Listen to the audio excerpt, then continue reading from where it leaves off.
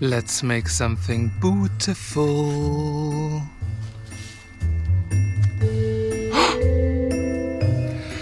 Hey there, and welcome to the Totally Fierce Crochet channel. My name's Thomas, and I'm probably a bit late, but Halloween season is in full mode right now, and I thought, why not make a little something for your trick-or-treating? Last year, I introduced you to this beautiful skull pattern, and I was like, how can I use this again other than in a doily, my beautiful granny square doilies? And so I thought I would just create a beautiful filet crochet tote bag that I call the Scully tote bag. It works up super fast from the bottom to the handles all in one go. How awesome is that? It's big and bold and oh so beautiful. And I even lined it, and you can put so many things in it, and I will most probably not only going to use this for Halloween, but for even afterwards and probably all year, because this turned out so super awesome and I'm absolutely in love with it, and I hope you love it too. And if you want to have a similar bag, but maybe for Christmas, tell me in the comments. So let me show you how to make this beautiful Scully tote bag. And here's what you need to make yourself the Scully tote bag. First up, the yarn. I used rainbow cotton and Friends cotton from Hobbii. Both are 8/6 quality in the color white. Of course, you can choose whatever color you like, but I would definitely recommend you to use cotton yarn because this, in my opinion, is the best choice for bags. As a crochet hook, I'm going to use a 4mm hook. Probably can't see it, but it's a 4mm. Then, of course, some scissors and a tapestry needle or yarn needle. But most importantly, make sure to download the PDF in the description, where you will not only find the full written pattern of the entire bag from start to finish, but also the visual or the filet crochet pattern to create the beautiful skull visual or design, and where you can also easily see the double crochets and chains you have to make. You will get it, of course, for right-handed and for lefties like myself.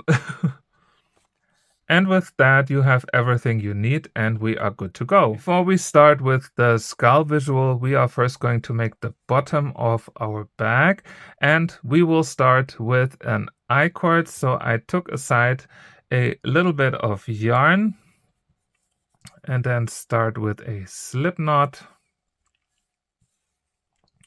And now we make the I-cord with 59 I-cord stitches. And this goes as follows. You wrap the yarn that you took to the side from the front, and then you take the yarn that goes to your yarn ball and wrap it around from the back, and then pull this last loop through the 2 loops on your hook, and then again the yarn from the side, the yarn from the yarn ball, and pull it through. Again, the yarn from the side from the front, and the other yarn from the back, and then pull that last loop through.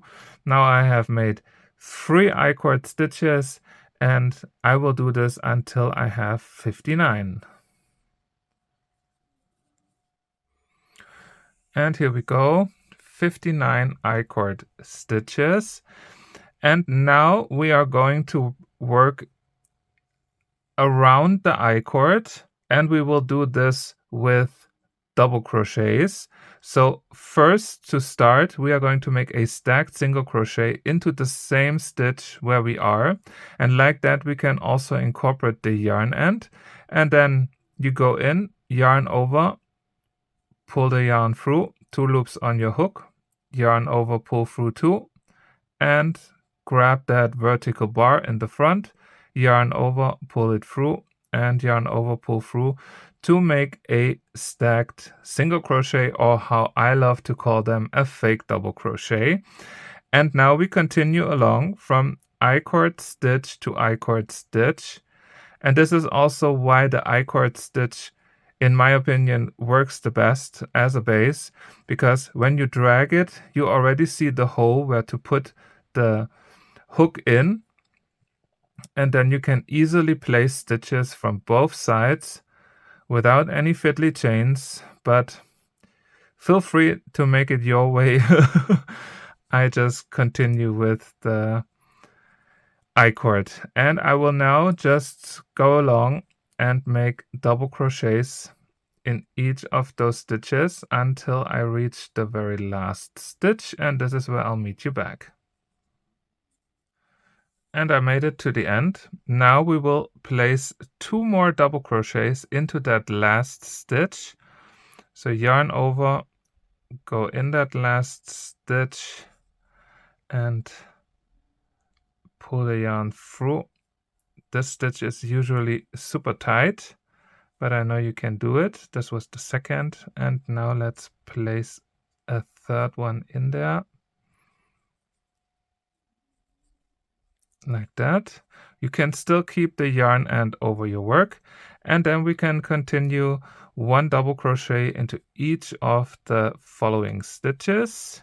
This should be 58 if I'm correct, because we already placed the 3 stitches in the last stitch.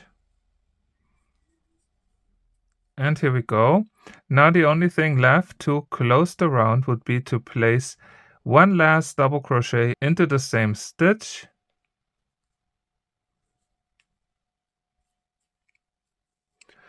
And now we have 120 stitches across. And to close the round, we will just slip stitch into the top of our very first stitch, which was the stacked single crochet. And like that, we already have the first round of our bag foundation done. And we can continue. There will be 2 more foundation rounds before we start with the visual. And they are super easy. It's all double crochets, and the first stitch is always the stacked single crochet. So you start in the same stitch first with a single crochet, and then go in the vertical bar, yarn over, pull through, and make the stacked single crochet to start your round of 120 stitches. And then we move along, and if you place a new stitch over a double crochet, and this goes also later on for the visual part, make sure to not only go under the 2 loops at the top, always make sure to go a little bit lower and grab that 3rd loop here from the back. This will later on help you to align all the stitches perfectly together. So remember, not only the top 2 loops, but try to insert the hook a little bit lower. And personally, I think when you then push on the hook a little bit, it already goes through that 3rd loop in the back. And like that, your stitches will align perfectly on top of each other.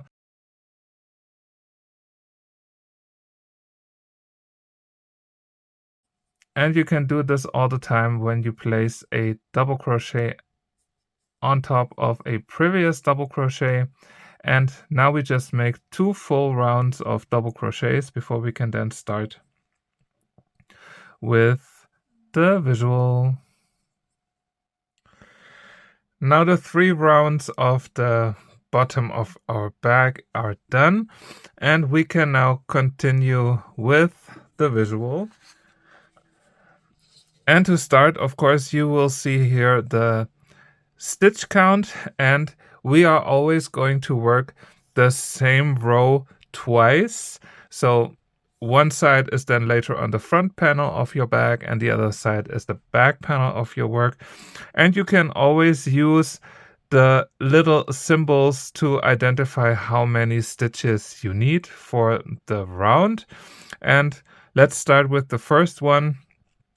We have 1, 2, 3, 4, 5, 6, 7 double crochet symbols here. And the first one is, of course, a stacked single crochet. So we start each round with a stacked single crochet. So you go back into your first stitch and make a stacked single crochet. And then we make 6 more double crochets.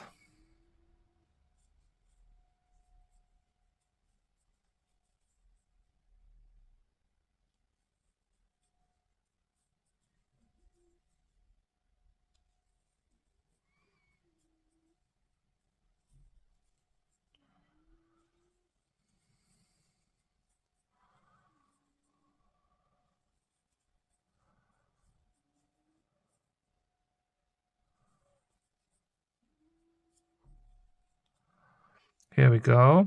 The stacked single crochet and 1, 2, 3, 4, 5, 6, so 7 stitches in total. And then we have basically 3 blank squares, and those work the same throughout the entire pattern. It's always chain 1 and skip 1 stitch at the bottom, and then continue with a double crochet in the next stitch. So again, chain 1, skip 1, yarn over, and place the next double crochet in the stitch after that.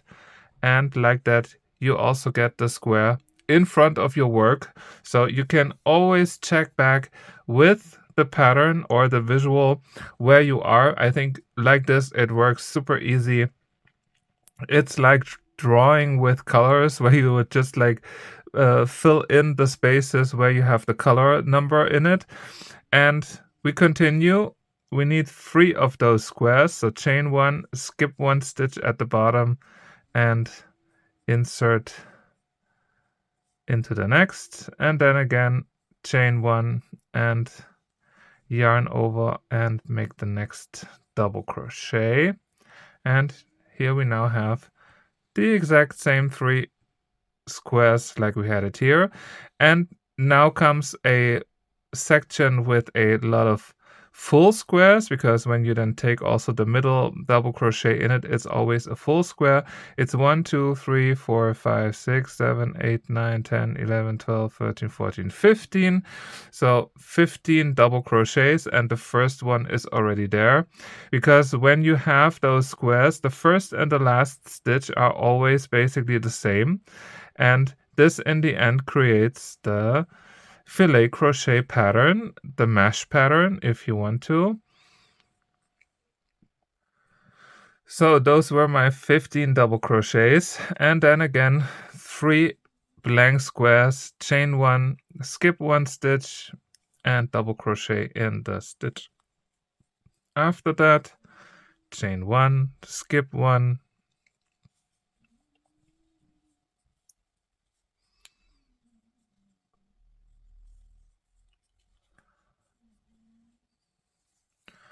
and here we go. And this is basically all there is. You just continue round by round, and always remember to make each of the rows twice, in the front and in the back, and just go along the 120 stitches for each round. If at some point you reach a spot like here, for example, where there's a full square on top of a blank square, you then work the middle double crochet or the second double crochet in the chain element, and make sure to go under both of the loops, because this will later on also enhance the visibility of the pattern.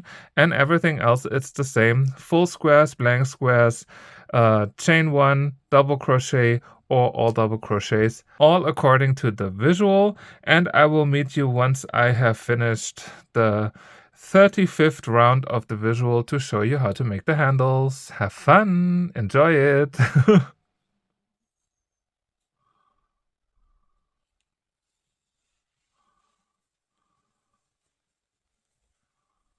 So I just finished the last round of the part with the visual.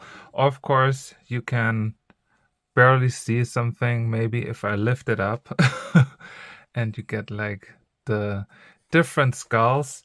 You can always test your work, for example, by putting in something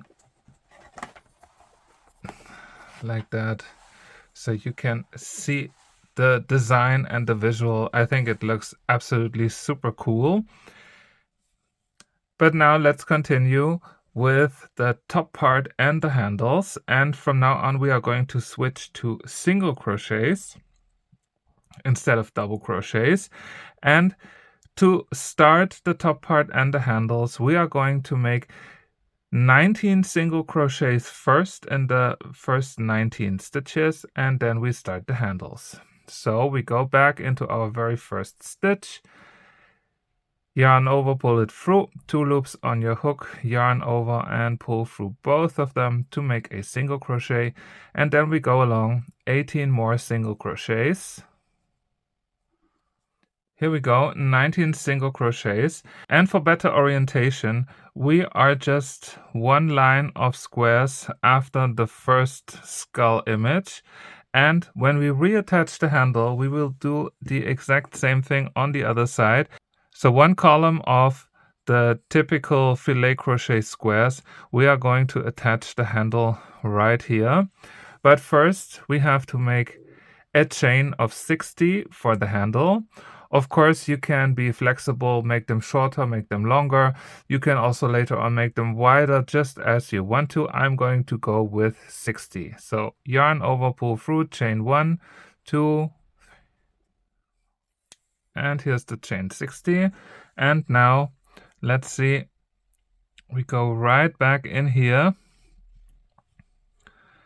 And we will do this with a single crochet. So we are going to connect our chain. Make sure that it is not twisted, and then yarn over, pull it through, and then reconnect the handle to the back. And now we continue basically at the same place where we started, but also on the other side. So we are going to make single crochets.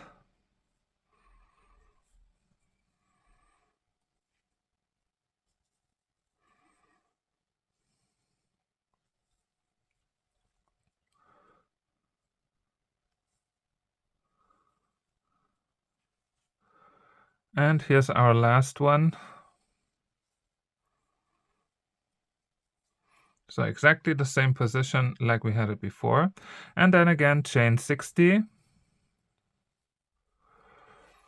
And then again, we reattach right here with a single crochet. And now we have both handles, or the base of the two handles. And we continue with single crochets until the end of the round. And of course, we close the round with a slip stitch in the very first stitch.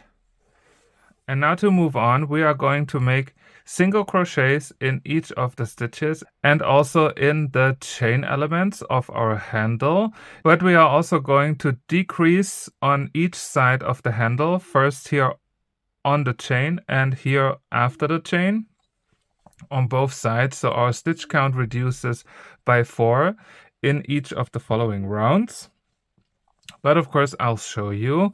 First, we make single crochets until we reach the very first handle.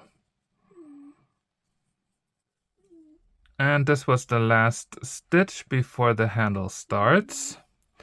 And now we are going to skip this very first chain element here from the chain, and we will just continue with single crochets starting from the second chain element.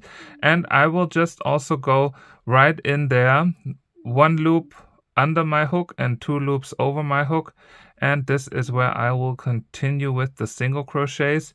That way we can now go up to give the handle a little bit of shape. And our handles were made with a chain of 60, and now we have 59 single crochets along the handle. And now I'm at the end of the handle. Make sure to grab the last chain element, because this is usually a little bit hidden or a bit shorter than the other ones. And now we are going to skip the very first single crochet that we made here to attach the handle, and we will just continue in the second single crochet again with single crochets.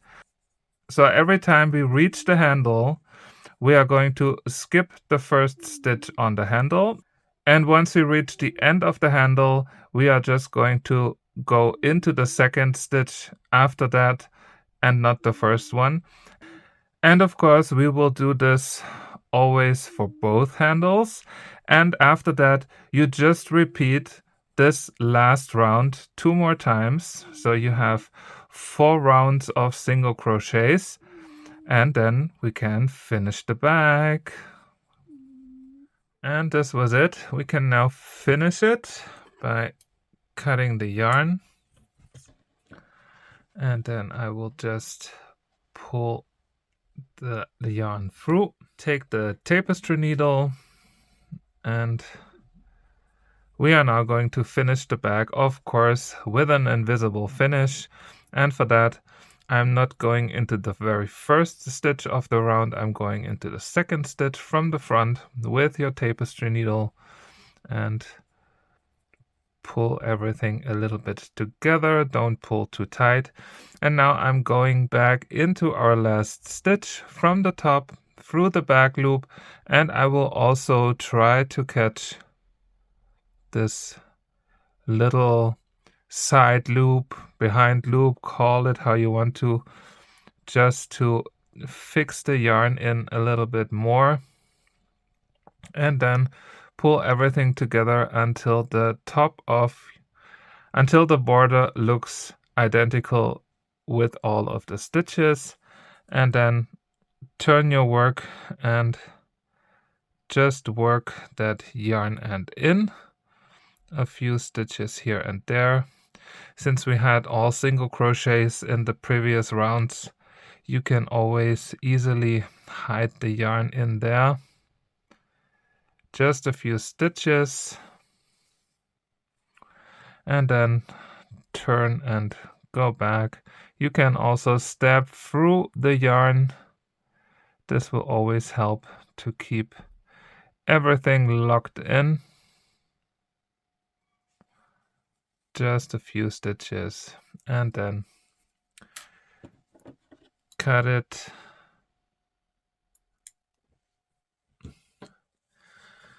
And now basically the bag is done with the beautiful two handles. And as always with filet crochet, it definitely helps to block it. So the next step for me will be to block the bag. And after that, I'm going to add the lining. I'm not going to show you into full detail how I'm going to block and line the bag. There are a lot of videos for bag linings, and I'm going to do this super easy with a black fabric and then just sew it in. And then basically your beautiful Scully bag is complete. I can't wait. This is such a showstopper, and I already love how this looks and the effect of it just by pulling it up. It's insane. I absolutely love it.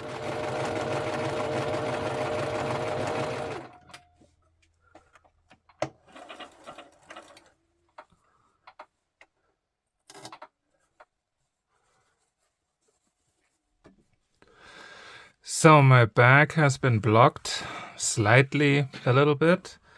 Then here's my lining, my little pouch, and I just sewed together two sides only and just wrapped the top in. I hope this works. I have no idea, but I'm going to find out. Now I have to put the lining, of course, into the bag. So now I attached the lining mainly only around the handles, because here on the left and on the right it doesn't really matter. I will then just later on pull that in. Maybe I'm going to start sewing somewhere here and then go around. I have no idea. But I think it will work, and I already love how beautiful this looks. I mean, I'm over the moon. So fun. And now it's time for sewing.